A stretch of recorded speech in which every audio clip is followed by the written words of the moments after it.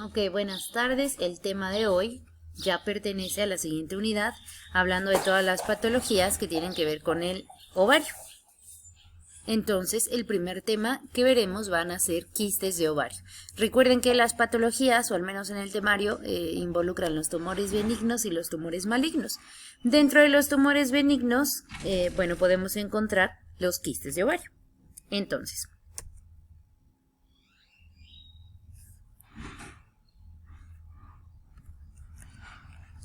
¿qué son los quistes de ovario?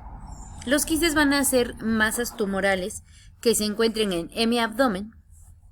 Recuerden que en estas regiones en donde encontramos, obviamente, en región pélvica, el útero y los ovarios bilaterales, ¿no? Entonces, son masas tumorales. ¿Por qué dice en hemiabdomen y no específicamente en zona pélvica? Porque los quistes, incluso, a pesar de ser benignos, pueden llegar a crecer mucho. Entonces,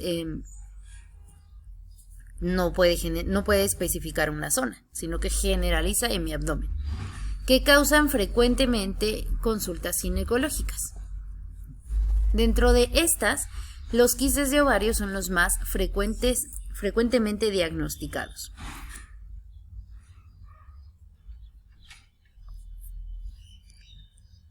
Va a haber muchas clases de tumores, tanto benignos como malignos, como les decía al inicio, solo que alrededor del 80% de ellos son benignos. Y la mayoría de ellos aparecen en mujeres jóvenes en aproximadamente los 20 y los 48 años.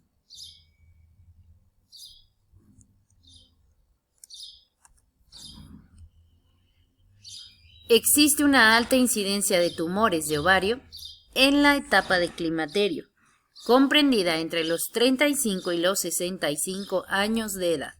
Nosotros ya vimos qué es climaterio y los estadios o las etapas del mismo, y sabemos que comprenden específicamente desde los 35 hasta los 65 años de edad.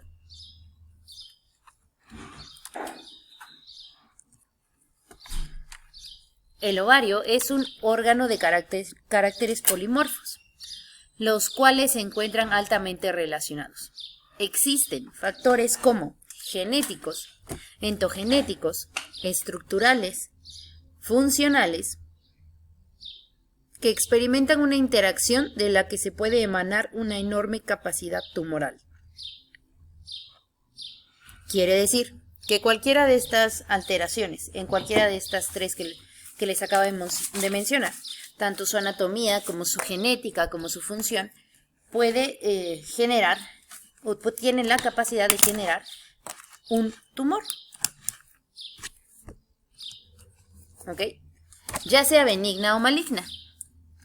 Tanto es así la situación que universalmente este órgano es aceptado como el asiento de la patología más diversa.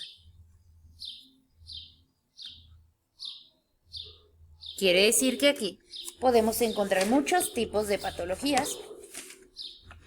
Repito, tanto buenas como malas, o benignas como malignas.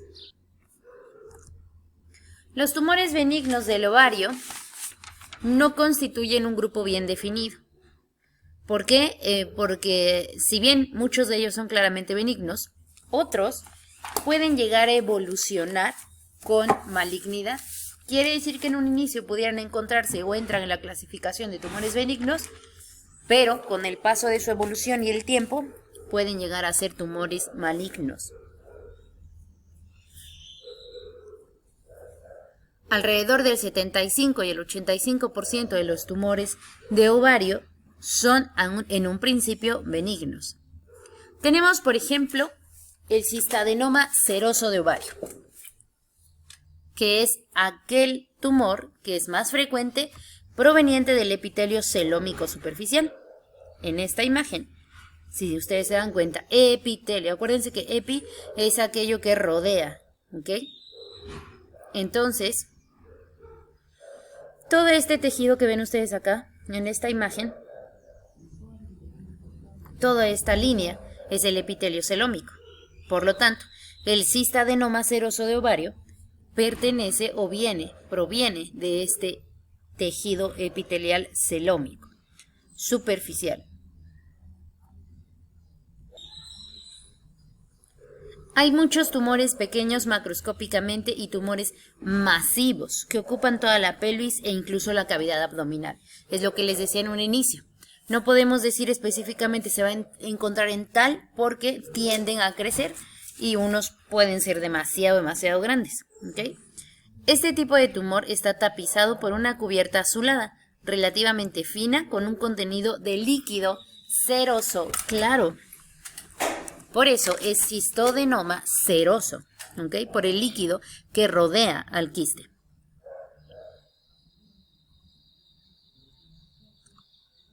Bien, aquí lo vemos. Bueno, más o menos. Si ustedes se dan cuenta, son demasiado grandes. Pueden llegar hasta medir hasta 20 centímetros o más, ¿ok? Esto es un cistoadenoma seroso, ¿ok? Aquí obviamente, aquí dicen el acto quirúrgico porque es en donde lo están extrayendo, perdón, y aquí ya tienen como tal la figura que, si se dan cuenta, que una regla de 30 centímetros, miren cuánto llega a medir aproximadamente unos 20 centímetros, más o menos. ¿Ok?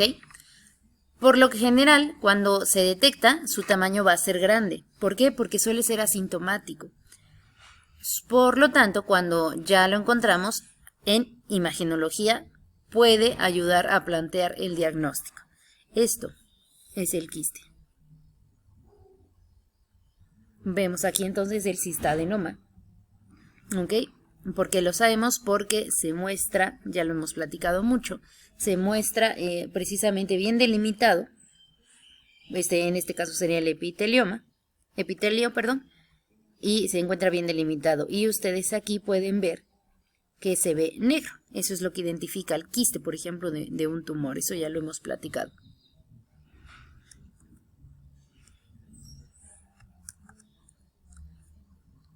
En 1979 fue la llegada de ultrasonido en nuestro país. ¿Okay? Entonces, a partir de esto se abrió un nuevo concepto y una forma de diagnóstico para los tumores de ovarios, por ser un método efectivo, fácil de realizar, económico, no invasivo y constituye el medio diagnóstico ideal de primera línea para su estudio.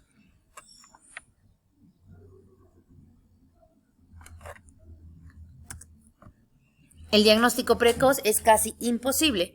Incluso los tumores grandes son asintomáticos. Por eso es que suelen crecer tanto. Porque no hay dolor, porque no hay molestia, porque no genera nada. Solo empieza a crecer, crecer, crecer y cuando ya es muy grande es cuando se detecta, cuando lo encontramos. Entonces, en algunas ocasiones se puede encontrar como hallazgo casual en una exploración o en algún ultrasonido. Hallazgo porque no se pidió específicamente para eso, pero fue digamos que encontrado. El diagnóstico de los tumores de ovarios es de difícil determinación en etapas muy tempranas. ¿Por qué? Obviamente porque no ha crecido completamente.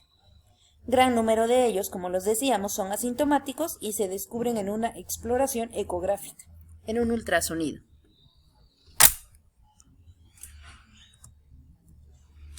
Los cistadenomas serosos son tumores de tamaño variable, desde pequeños hasta gigantes. Crecen libremente en cavidad abdominal, por lo que se pediculizan de manera considerable. Pueden estar formados por los elementos del ovario y al crecer puede que la trompa quede englobada en su masa. Quiere decir que puede empezar a crecer, como ya se dijo, en el ovario, pero que el crecimiento del mismo abarque incluso obstruyendo o creciendo intratubárico, o sea, dentro de la trompa. Independientemente de envejecer en sus funciones, o sea, cuando con la edad el ovario no funciona de la misma forma, el ovario no pierde la capacidad de formar tumores de múltiples variedades histológicas. Aunque no funcione como debe, aunque ya no madure los ovocitos, sí puede seguir generando quistes o tumores. Actualmente se cree que los tumores del ovario provienen de uno de los tres elementos siguientes: epitelio celómico superficial, células germinales o del estroma ovárico. Aquí vemos el epitelio celómico. El epitelio celómico, lo habíamos platicado en la imagen anterior, es prácticamente aquel que rodea. ¿Ok? Células germinales, bueno, tenemos el epitelio germinal, que es como la segunda capita, en donde se van a encontrar las células germinales y del estroma del ovario.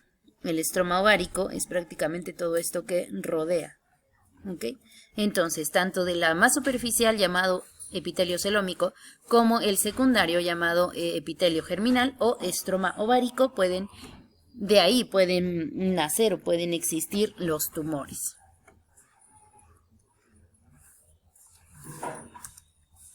El 70% de los tumores serosos serán benignos y son más frecuentes del tipo mucino. Alcanzan gran tamaño cuando no son diagnosticados a tiempo.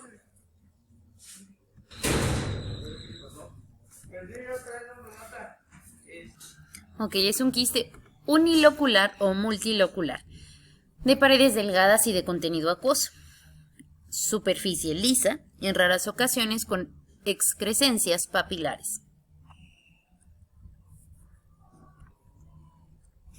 La mayor parte de la superficie interna es lisa y puede contener un gran número de papilas. Los quistes gigantes de ovario son una entidad relativamente rara en la actualidad. ¿Por qué? Debido al desarrollo de la cirugía y a los medios diagnósticos con que contamos. Quiere decir que actualmente ya no se deja, les decía yo, a partir de la introducción del ultrasonido, ya no se deja tanto tiempo sin que exista un diagnóstico del mismo, de que puedan crecer tanto sin que se dé cuenta a alguien, ¿ok? Ya sea por hallazgo o porque se palpa, inmediatamente se puede hacer un diagnóstico.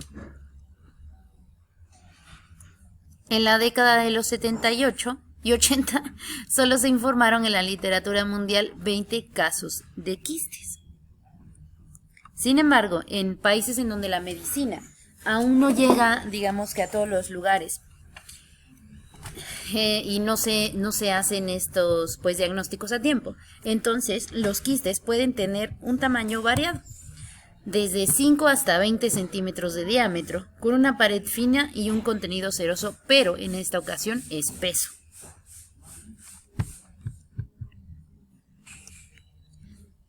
Estos tumores suelen ser asintomáticos. La clínica y el manejo estará determinado por el crecimiento del tumor, ¿ok?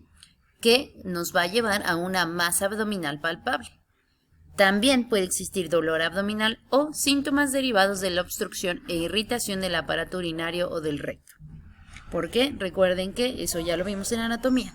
Inmediatamente, digamos que el sistema reproductor femenino se encuentra aunado al sistema digestivo en su parte final y al sistema urinario.